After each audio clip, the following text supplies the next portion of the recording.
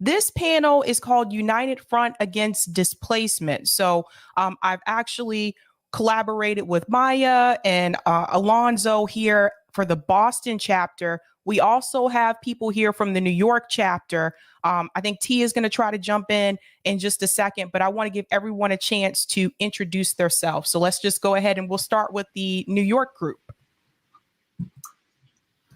Sure. Hi, I'm Chantel. I'm Matthew. My name's Alice. Awesome. And the Boston group. Hello, I'm Maya. Hello, and I'm Alonzo. All right, welcome. So I want you guys to explain to everyone what is United Front Against Displacement and why did you decide to start this group? So we'll just go back up at the top here with New York.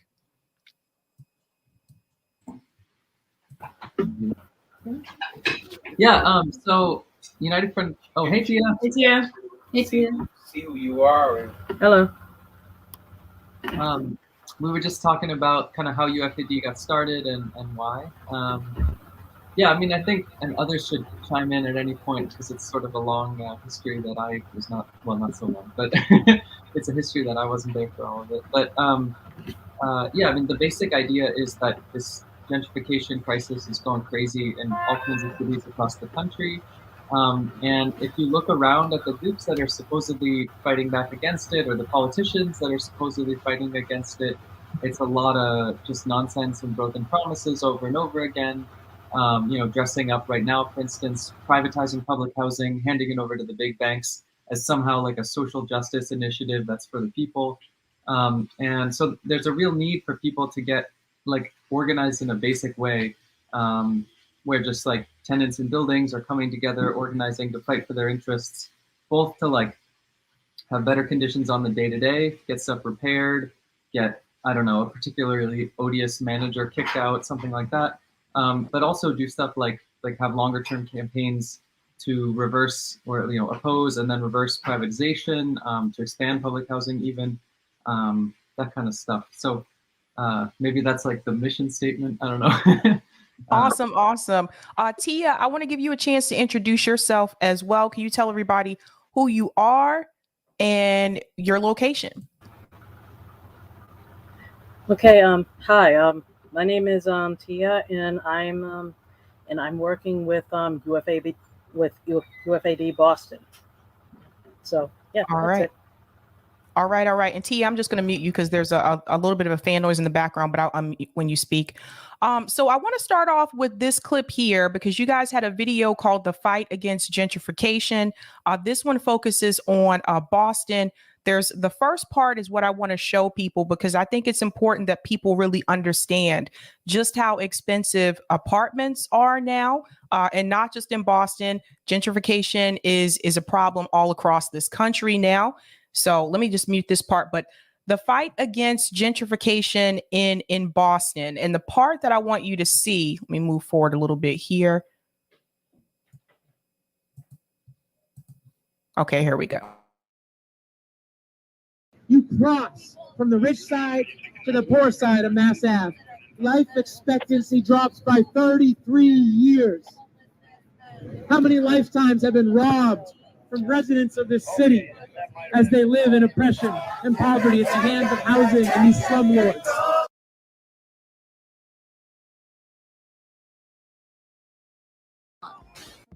In a word, gentrification.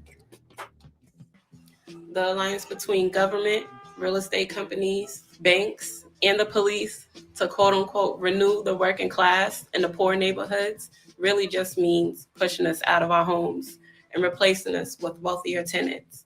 As real estate investors speculate on these neighborhoods, buying up property where they think property values will rise, we get pushed out.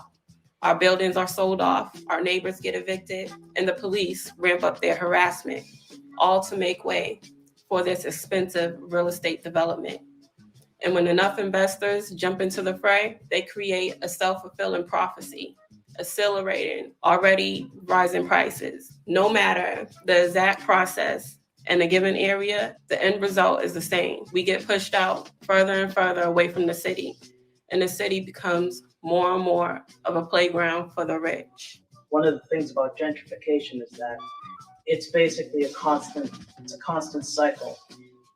Basically, kind of more affluent people move in, the poor people move out. The affluent people get bored of this place, they go over to where the poor people are, and the poor people either have to move out or move back to where the affluent people left. Basically, a never-ending cycle, especially here in this country.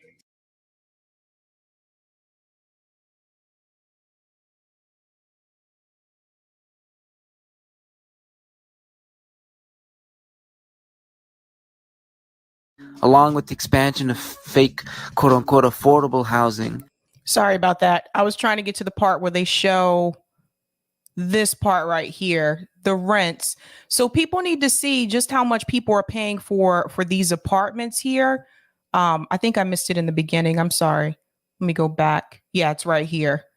This piece right here. And I'm just going to mute this, but look at the prices for the apartments. 3-bedroom, $4,800. Like, this is what people are paying for rent here in Boston. So I really wanted to highlight that piece, but I want to get you guys' opinion on this as well. One of the things that I have noticed, I can only speak for Boston. I haven't lived in New York in a long time. But one of the things I have noticed with Boston, when I first moved here 11 years ago, you could get a 1-bedroom apartment in the Alston neighborhood for maybe about $950. Now, it's like they have apartments in Alston that are over like $2,000 for a 1-bedroom. So people don't understand just how much the rent has increased. And in reference to gentrification, it's not just wealthy people moving in. It's also, you have universities. And I spoke with one of the members from the New York chapter a couple of weeks ago about how Columbia University has been buying up residential buildings for the university. And then that also increases the rent in that area. Same thing in Boston, Northeastern University, which was my alma mater. I love the school, but they're complicit in this too. They have bought up residences in Boston, in the Roxbury area, to add it to the university campus. And then that increased the rent. So it's not even just wealthy people that are moving in. It's also, you have businesses that are complicit with this as well. And I want to open this up to the panel to get your opinion about that.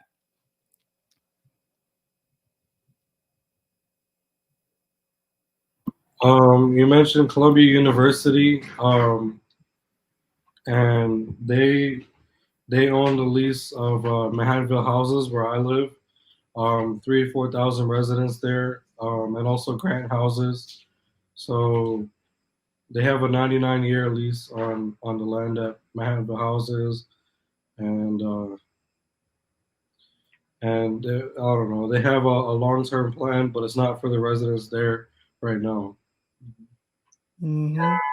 They have this whole area that they used like eminent domain to seize. We were actually talking about this earlier, how like when you hear eminent domain, what you think of is building a highway, building a subway, something like that, where the city is using it to seize like that last whatever pizza shop that doesn't want to get out of the way for, you know, progress or whatever.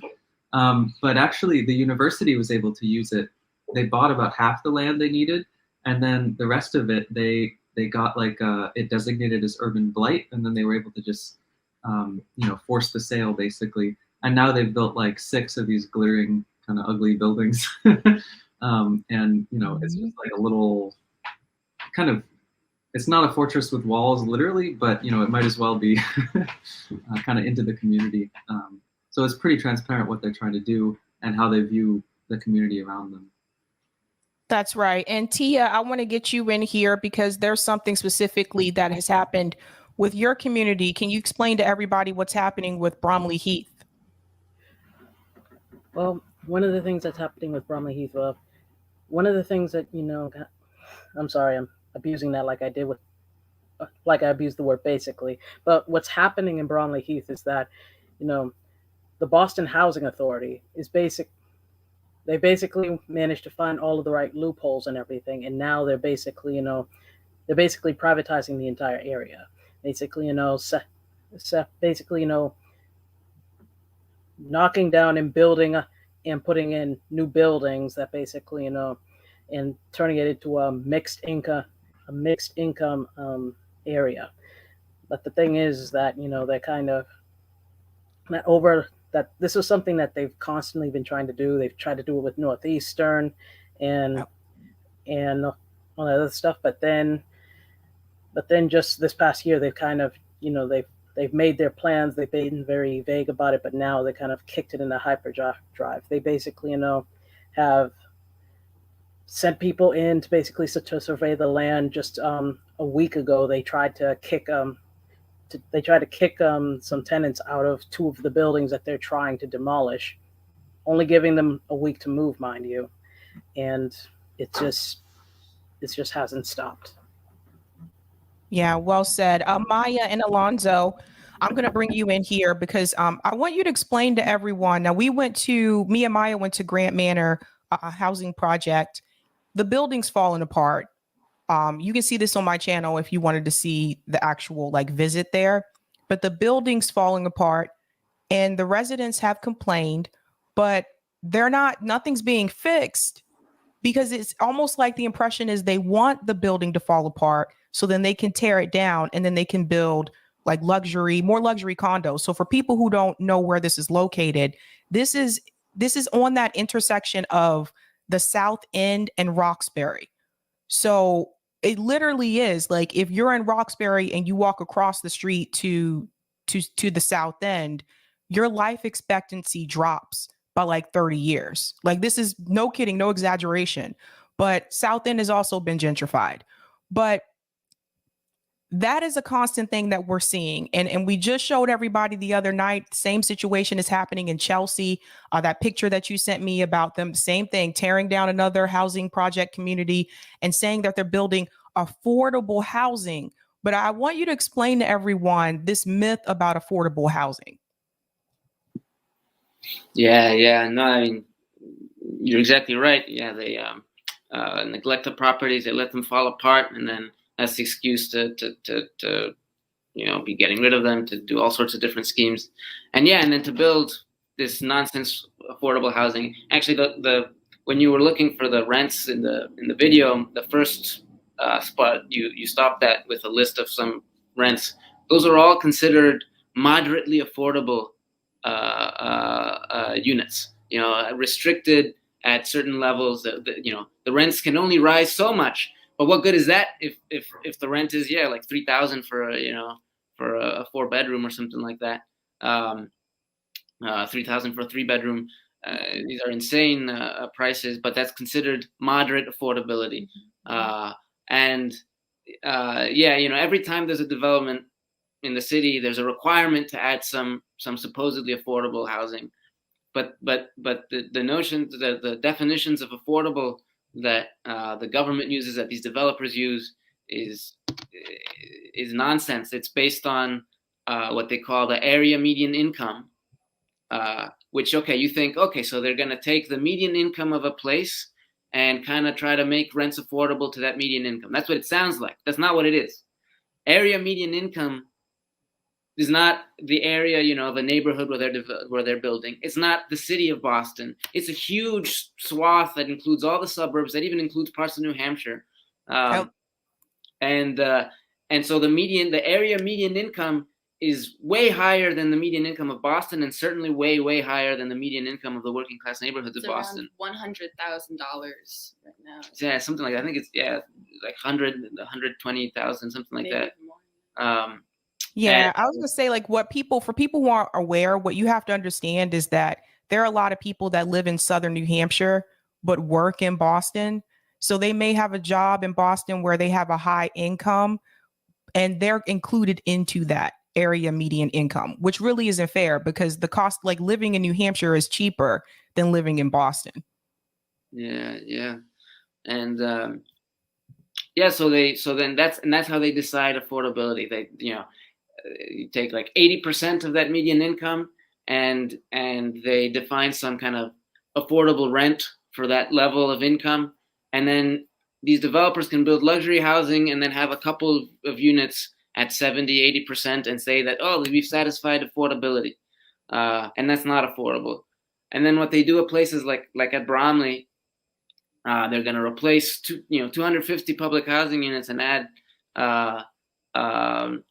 like 600 units. Some of them Section 8, and then most of them, everything from a couple at different levels of supposed affordability. The most expensive being like $2,000, $2,400 for a 1-bedroom apartment. That's considered moderately affordable. So it's real nonsense. But the stuff about like the conditions and the deterioration and these kind of games that they play, to turn different areas of the city, different developments into cash cows with these different schemes they have for fake affordable stuff, which comes with a lot of subsidies from the government, subsidies for private companies, not subsidies for the people. It relates to this thing of like all this housing that is built, it's not really built to house people. It's built to be this kind of tool to just, extract profits through these different speculative things they do, through these different schemes to rip off, tax dollars, really, because they use that to fund all these things, like these tax credits that they give the big banks. Anyway. Yeah. Just to add on to that, we were talking about this earlier. If you go onto the boston.gov site right now and you look at the area median income along with these apartments, like these apartments that are income restricted right now, and you adjust the filters for the 30% of AMI units, there are right now 3 open units that are 30% of AMI. 3. That's between $800 to $900 in rent a month for a 2-bedroom apartment. And that's reasonable, but there are 3. So you're talking about, tens of thousands of people probably in this city that need something like that can't get, 3 apartments. You've got that many people fighting over something like that, people that are getting pushed out of public housing and whatnot, all these people who are homeless, who, on subsidized housing, et cetera, who need something like that. But, you got 3 of them. And I think the majority of these units that are being installed into these larger luxury developments are around 80 to 100% of AMI. So incredibly high rents. And then, who wins out in the end? Is it the people? Absolutely not. No. You've got the banks who are getting a tax cut through the low-income housing tax credits. And then you've got these, private management companies that are making money off of these rents. And just That's right. about deterioration of public housing, this has been a plan that the federal government has had since the 80s. They stopped the construction of public housing and they said, from here on out, we're doing public-private partnerships. And so we're going to intentionally deteriorate the projects in order to bring in private capital. And it just ends up being a cash cow for the banks. Private management comes in, they get money off of those rents as well. And then it really shows you, okay, this thing of public housing, this thing of affordable housing, who is it really for? It's for the big banks, these financial entities. It's for, these corporate entities. And then you've got the government who's also working hand in foot with these people to do this stuff. That's right. Yeah. They all work together, like the banks and the government, they work together to push these people out. And this is why I tell people, and for those of you from the New York chapter, I've always known New York City was not expensive, even going back like years ago when I lived there. But even in New York, like you're looking at parts of like Harlem, even maybe some parts of the Bronx have become, they're just not affordable anymore for the average like working class person. Yeah, I think actually there was an article this summer that Manhattan rents peaked as like a 2-bedroom for $5,000 a month, I think, was market rate. And there's also, you mentioned the Bronx, there's a map, actually an article that came out earlier this year that shows by shading percentage, like how much of the properties that were sold in 2020 were sold to investors. Some cities, it's like 25%, like Atlanta. But there's this one part in East Harlem, there's a lot of the Bronx, now more of New Jersey, that's like 37, 40% of all the properties that were sold were bought by investors. Right. And I want to show people your website really quick because so United Front Against Displacement, you guys have a lot of actions where some of them I've been at some of them. You've confronted mayors at these cities, which I think is needed because this is a local issue and they're usually complicit in this. So here's the website here, and you guys have locations in San Francisco, New York, and Boston. And these are just some of the pictures of some of the actions that you guys have done, which I think is just incredibly important. I'm just going to show some of these here. Like, these are the kind of things that like we need to happen, you guys, because here's another one, Harlem not for sale, fight back. Because eventually what will happen in these communities, and I really do think this is the plan, is for these cities to just become a playground for the wealthy. Like the working class, they've been pushed out. A lot of them are pushed out of these neighborhoods. So, and I have to say this about Boston because I think people have a misconception of what Boston is. If you watch a lot of movies that are based in Boston, Boston is not working class city anymore. It's mainly a place for there's tech people, healthcare people, and when I say tech people, I mean that like we're number 2 after Silicon Valley. So we have a Google location here and we have a Facebook location. So that also brings people in. There's also a lot of like startups as well. So for a lot of people have just been, if you're working class, a lot of them have been priced out, or they're in a situation like the residents at Grant Manor, where they're still in the city, but the building is falling apart and the city's not doing anything about it and isn't going to fix it. And Maya, one of the questions that I had before, because this was something that I did not realize when we went to Grant Manor, and I did ask, like, have they reached out to Boston Housing Authority? And there was something you said about that because it's public housing and what Boston Housing Authority can actually do in that situation. Can you explain that to everyone? Well, yeah. So Grant Manor, it's not actually public housing; it's subsidized housing. There's a private company that owns it and manages it, and the tenant board has also some percentage of ownership in the building. So the Boston Housing Authority, they don't actually have so much say in the building, but their agenda, like this property management company, is very much in line with the agenda of the Housing Authority in Boston and housing authorities across the country. You know, they overall want to deteriorate the building, and they are actively doing that. What plans they have in store, I'm not exactly sure, but, you know, will they, at the expiration of some contract, maybe try to sell the building off, sell some units off, convert them into market rate? Probably all those things, I would imagine. Mm-hmm. So, you know, this is the case with all of these landlords. They're slumlords, you know, to subsidize housing and public housing. And these are the conditions regularly that working people have to deal with. So that's right. Right. So to explain to people, like, for example, I've had landlord issues before. When I lived in Cambridge, we had 3 snowstorms back to back, and we already had a problem with the roof in the building. And our landlord was supposed to replace the roof. Obviously, he did not do that. He was a slumlord. So what happened when we had those 3 snowstorms back to back, the water started coming in. So the side wall was completely soaked, and it wouldn't stop because we had already had that leak happening. So what I was able to do, because I wasn't in the same type of housing as them, I was just in a regular apartment building. I actually was able to go to Cambridge Housing Authority and get them to come on site to show them where the water damage was, because it got to the point where we could not sleep in there. That's how bad it was. And so they said, okay, well, we wrote up a list of these things. The landlord has to get these things done by this date, or this and this and this will happen to them. So because I wasn't in the same type of housing as those at Grant Manor, I was actually able to go to the housing authority to report the landlord. And so they forced him to make those repairs. However, with Grant Manor, in that particular situation, they're not able to do that. And there's also the risk of speaking out. They can retaliate against you. They can threaten to evict you. Yeah. So there's a lot of problems. Yeah.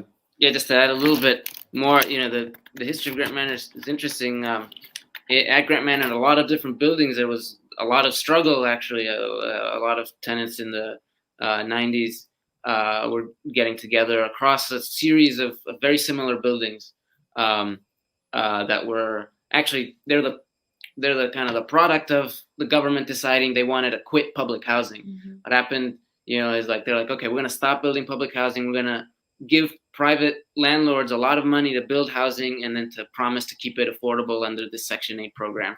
And that's what resulted in Grant Manor and then a bunch of other similar buildings that were all being, run to the ground by these landlords. Slumlords actually from California got ownership over these buildings and ran them to the ground, and people got together and fought. And the result of that fight was that the government promised, tenant ownership.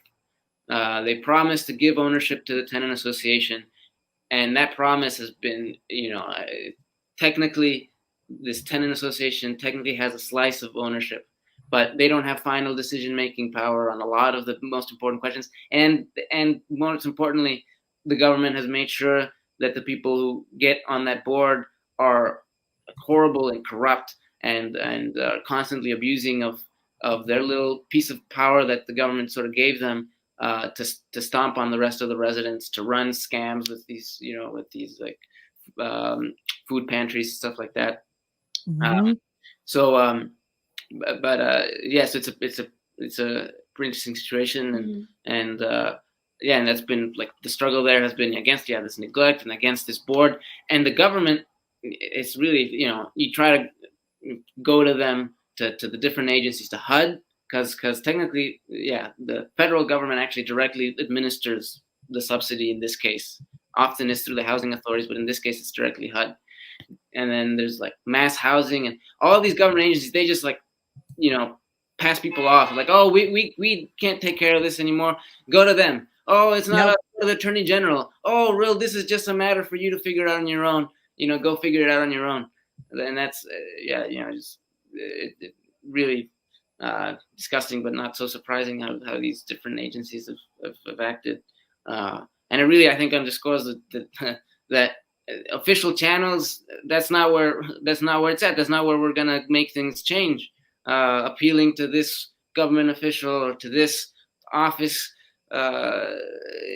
it's the people. It's in bringing the people together and making the people into a fighting force that anything is going to be possible. Because it's left to these agencies, left to the government, nah.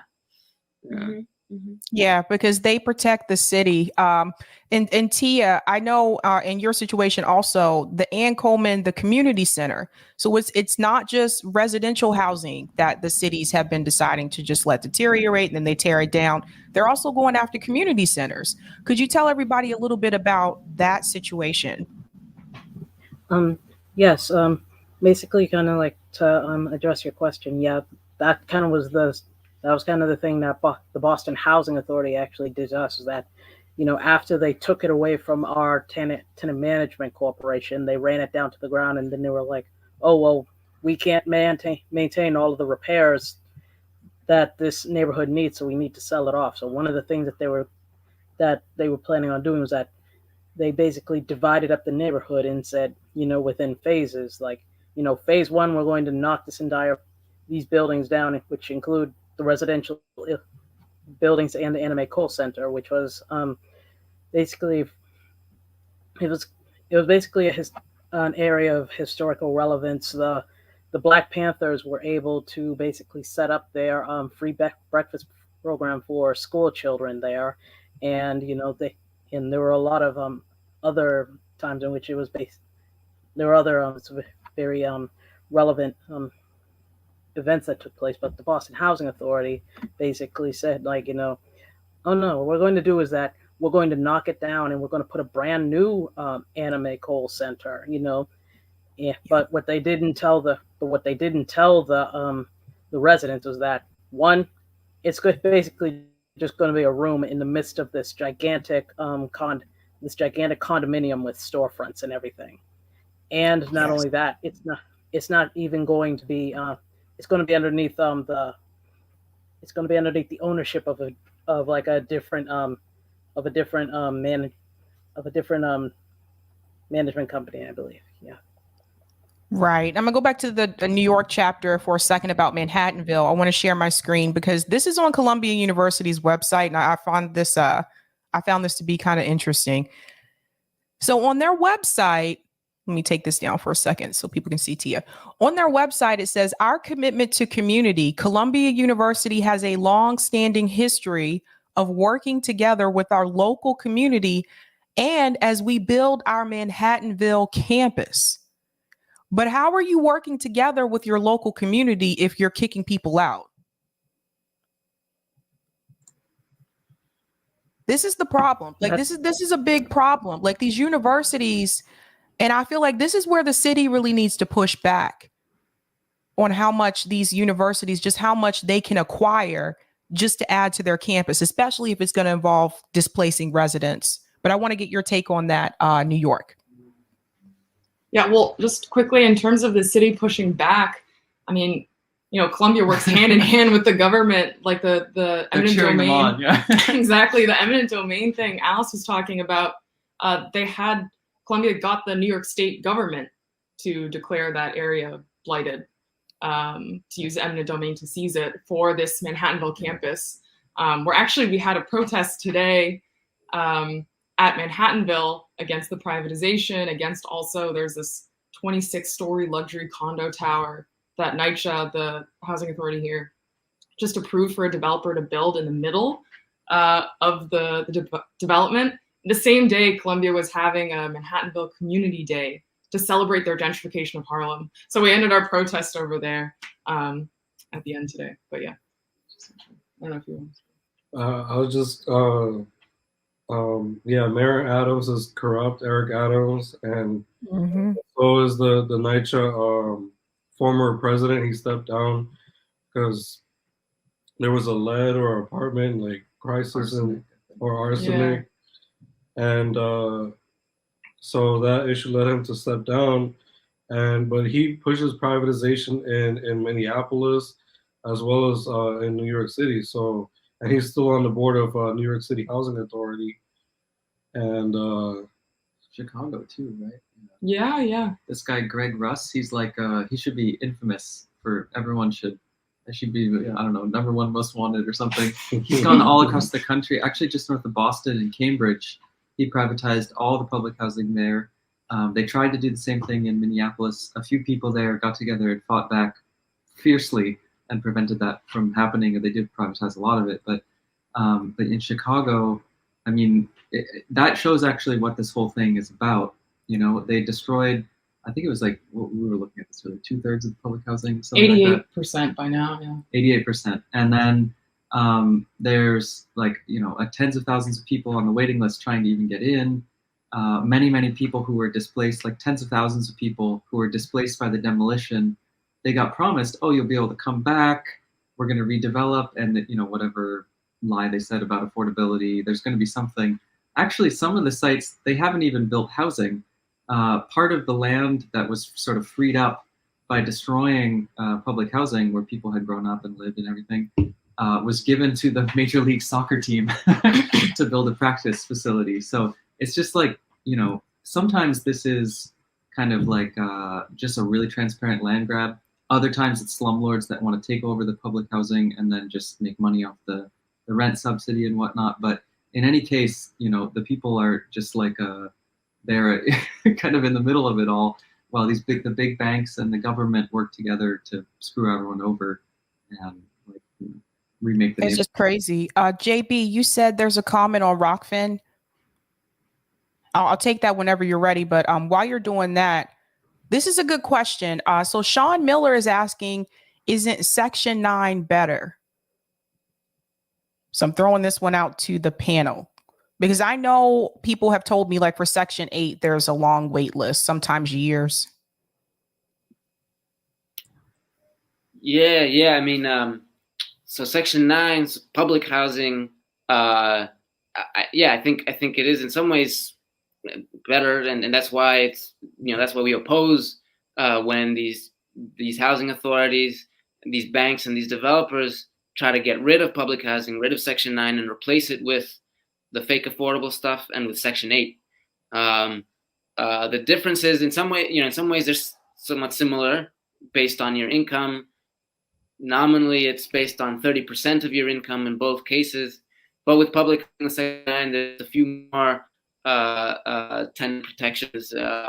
And with Section 8, there's a lot more loopholes that allow the private companies, the private landlords, and the managers to get away with more stuff, to eventually get rid of the Section 8 subsidy, whether as a whole, you know, they can just get out of the contracts with the government that keep the subsidy, that make it more affordable than it would be otherwise for people. Or they can be taking units out, evict people, and say, "Oh, look, we can't fill this unit," which is nonsense because there's such a long wait list, and use these sorts of tactics to say, "Oh, look, it's not financially feasible to us to keep things under this Section 8 stuff, so let us deregulate it." That's the thing with these contracts that with these privatizations. The housing authorities, the government, the developers all promise permanent affordability, but that's not true. They're written into all the contracts that they sign are all these different loopholes to get rid of even the basic things of Section 8. But yeah, I mean, the reality is neither of these things are good. Mm-hmm. Like public housing, the way it's set up, it's really messed up on many levels. Section 8 kind of has all the same problems, except just even fewer of the basic kind of protections for people. So that's what that struggle is for. It's really to in the immediate kind of term, to like prevent more crumbs from being taken away from the people, crumbs that have been won through struggle, and that the wealthy elite in this country are always striving to take away. And that's what's going on with the privatization of public housing, with the elimination of Section 9 and its replacement with all these other types of housing, the Section 8, the fake AMI affordable, and the market rate stuff, and the luxury stuff that they build. Well said. JB, can you go ahead and post up that comment on Rockfin? Yeah, I can't read. It's very tiny.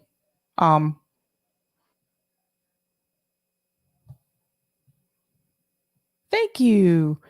Oh, yeah. Denver said Somerville included. Yes, Somerville. So Boston, Cambridge, Somerville, you can add them all to that list. That whole like Boston area, urban area, add Somerville and Cambridge to that list as well.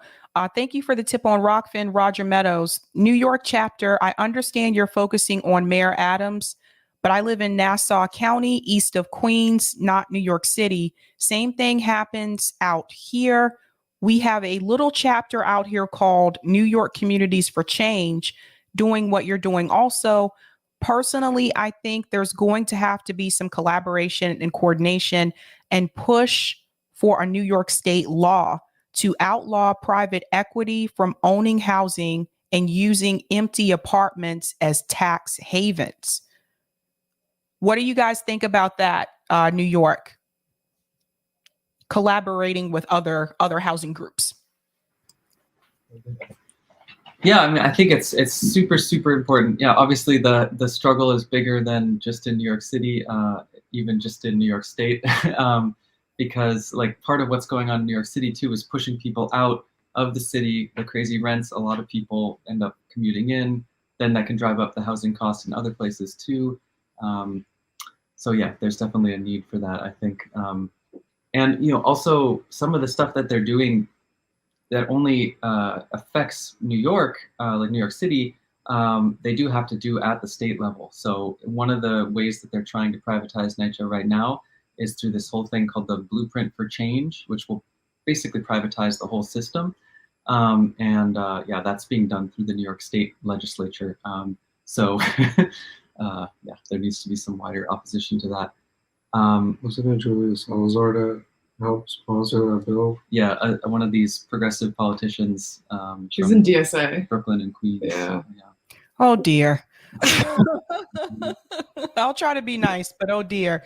And this comment, thank you so much for this as well, Roger. Also, what state lawmakers have you spoken to? I know Senator Salazar.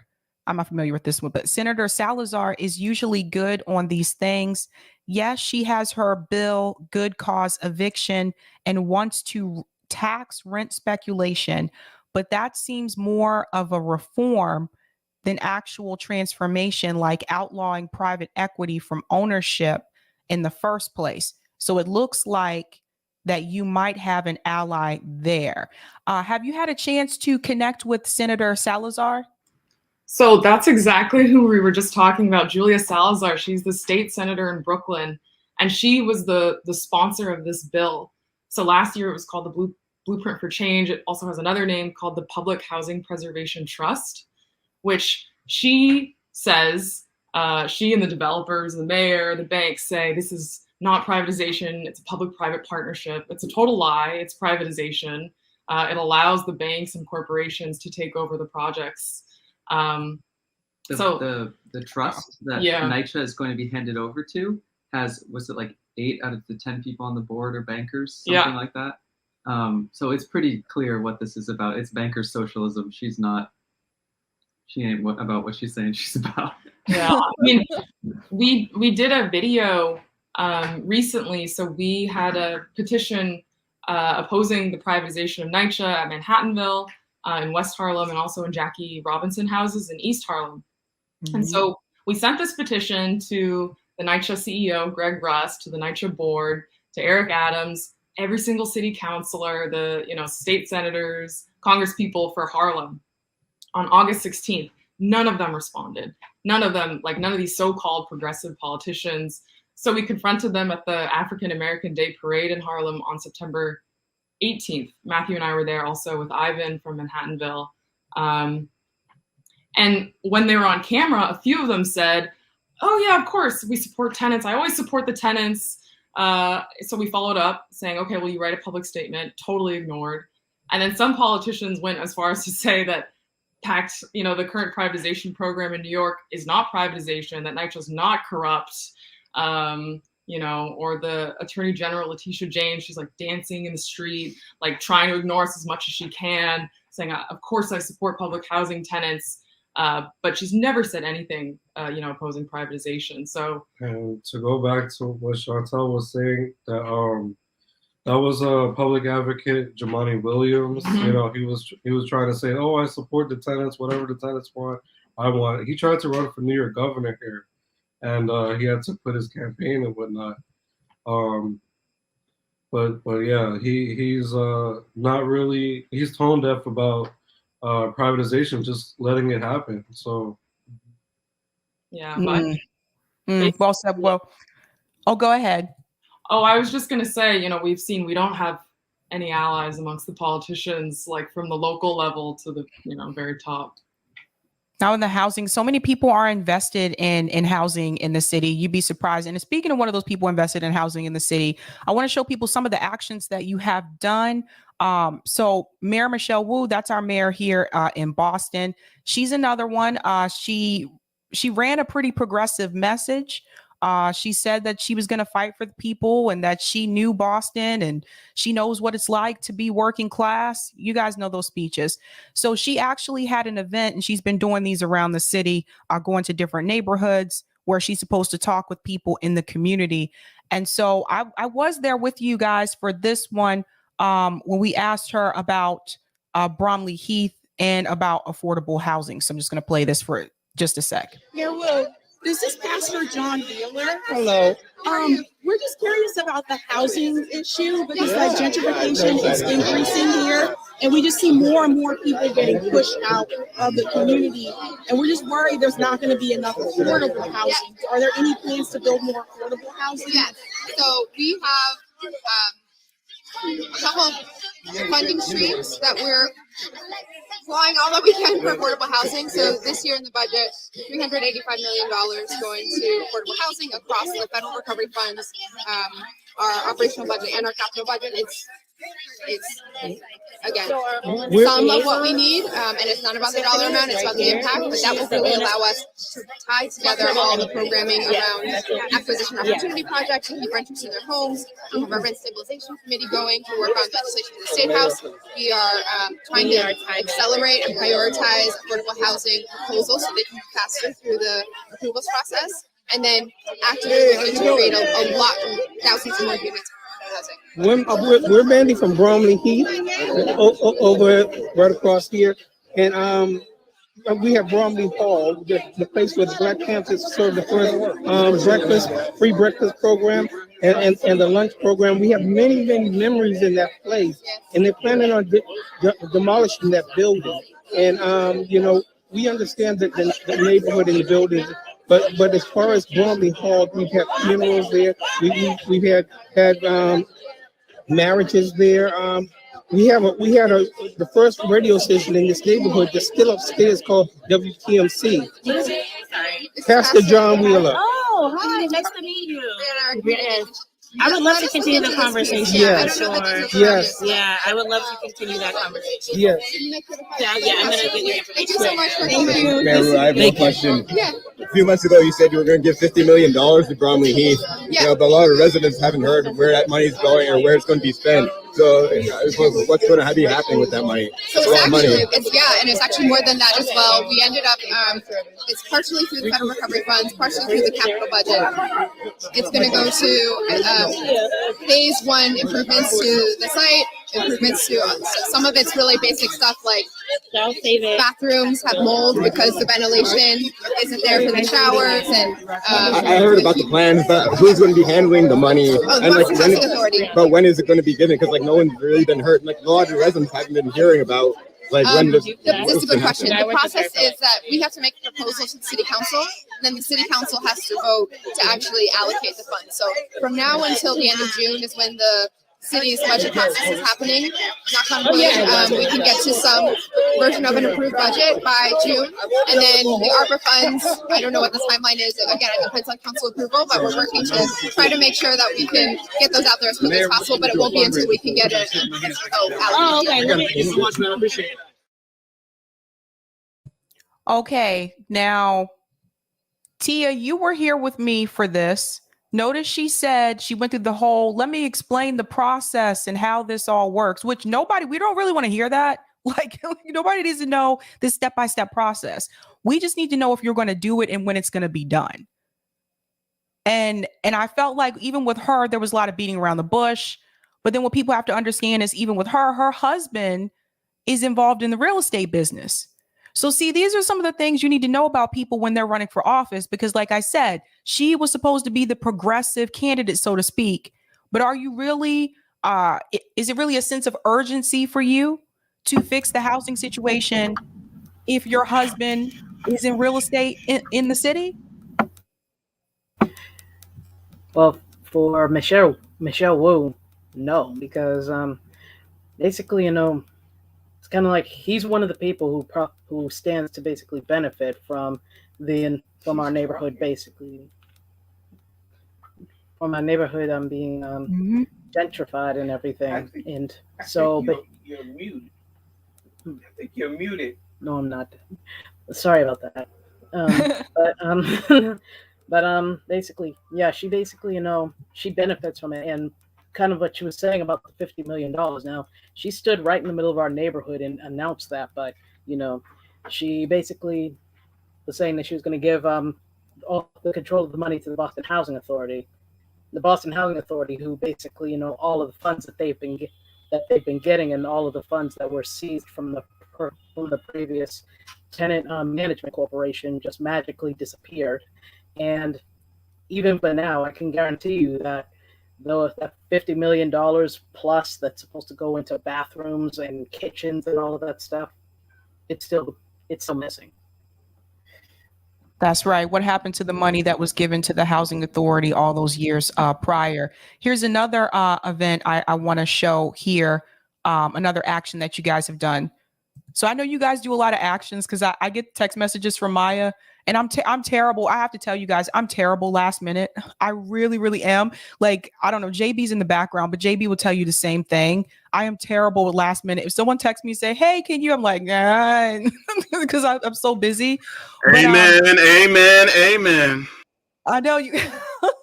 JB knows, like, I have a busy schedule, but it says on Saturday, BHA Boston and Mayor Wu and various nonprofits held a resident empowerment conference to prepare public housing tenants for privatization. We showed up to protest hypocrisy. So I want to play this here.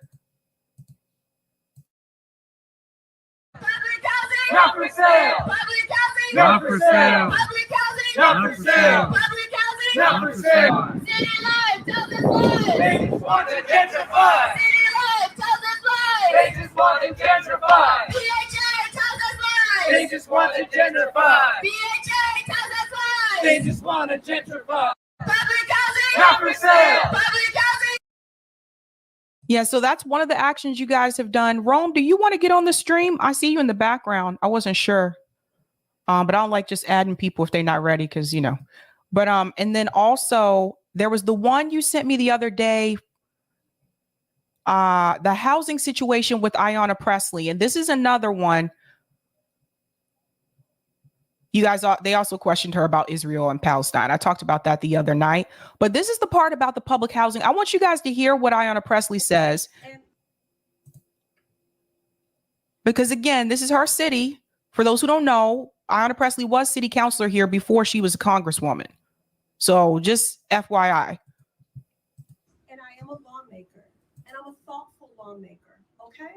And I think that I have proven I have been more progressive and more strident and taken more stances that have been disruptive, that have flown in the face of my party and put me and my family at risk than anyone who's ever stood in this seat. Just leaving and I just want some acknowledgement of that. Just leaving Palestine aside. You know, I go organizing the Commonwealth projects over there, and there's a resident who says that you took videos of her apartment saying that you'll help her conditions, and you didn't do that. She's been trying to get in contact with you. That's not true. No, that is and true. Actually, no, sir. What's true is she's repeatedly gone and tried to get in contact with you, and you still haven't responded. Listen to me. You're telling me you actually care for No, I wrote. No, my mother was a tenants' rights activist. I wrote the Tenant Empowerment Act. We have been unable to get it out of committee to a vote in the House because I don't have the support from my colleagues. That is a legitimate bill. That one means if you pay. I lived in public housing.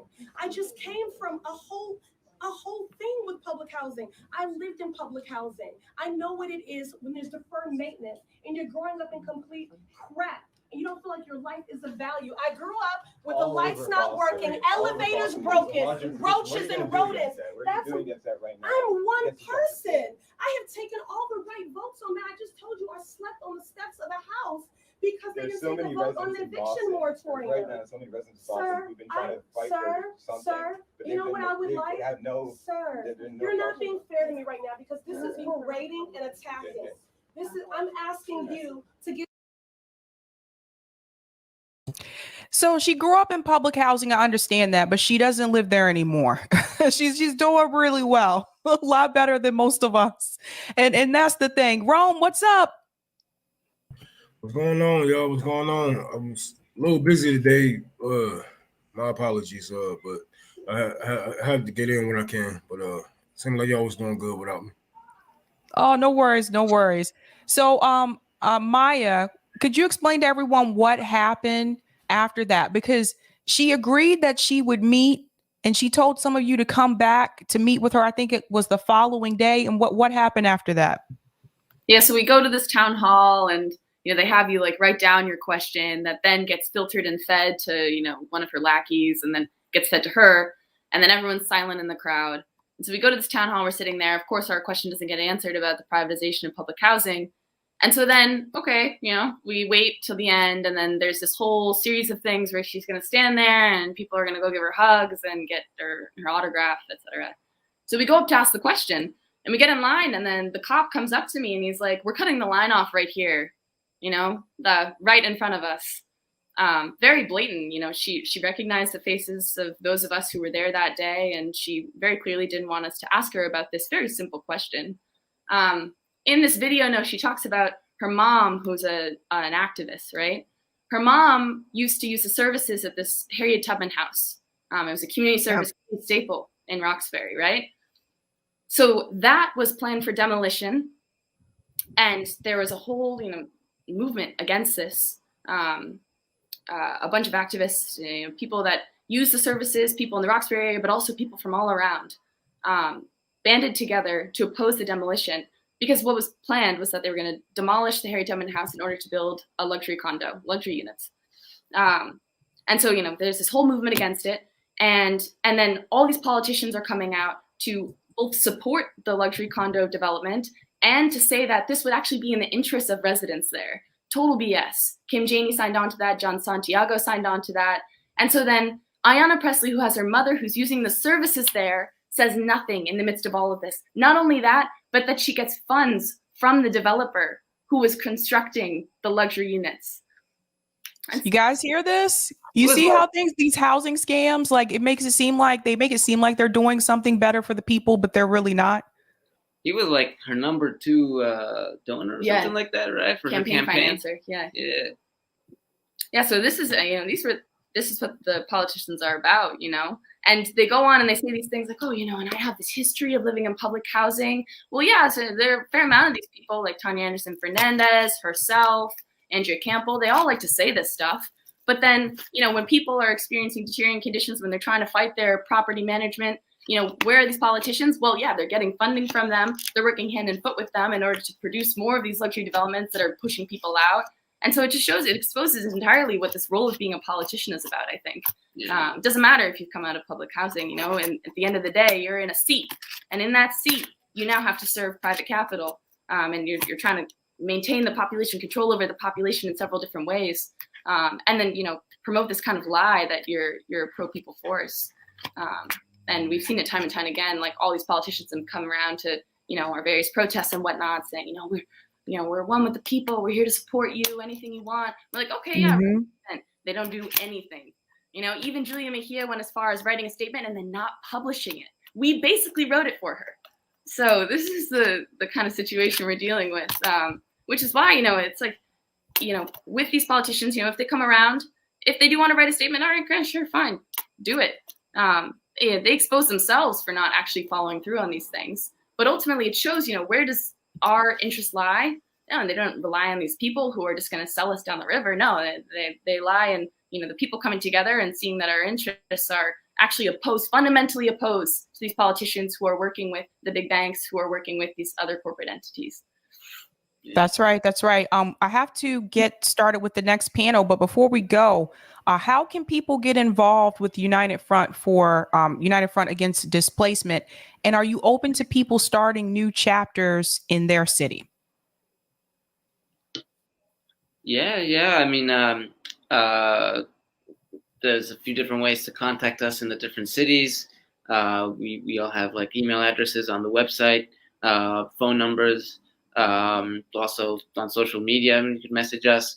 We're happy to work with anybody who's down to really get involved in the struggle to see actually that it's the people who can move mountains and not these different official channels, the politicians or whatever it may be, and that it's in really coming together with the people and forming ourselves into a fighting force that things can happen. We want to work with everybody. And in terms of other chapters too, I mean, if there's people who we can have, in contact, that have some discussions, we can be figuring that stuff out. And then if there's other groups that are already formed too, we're happy to work with other groups. We've had the fortune of meeting some really good people in Salem who've been fighting over there. And I know there's a group from some other part of New York that reached out. I mean, we're happy we need to be bringing as many people, as many groups together as possible who are really down to struggle. That's right. All right, guys. So for those of you listening, if this is something you're interested in, if you have housing issues in your city and you want to join and help them, or you want to start a chapter in your city, here's the website information here. Guys, if you're in the Boston area, I'm right here. I do talk to Maya at least like once a week. So you guys know how to reach me pretty easily. But thank you guys so much for coming on. We're going to go ahead and get started with the next segment.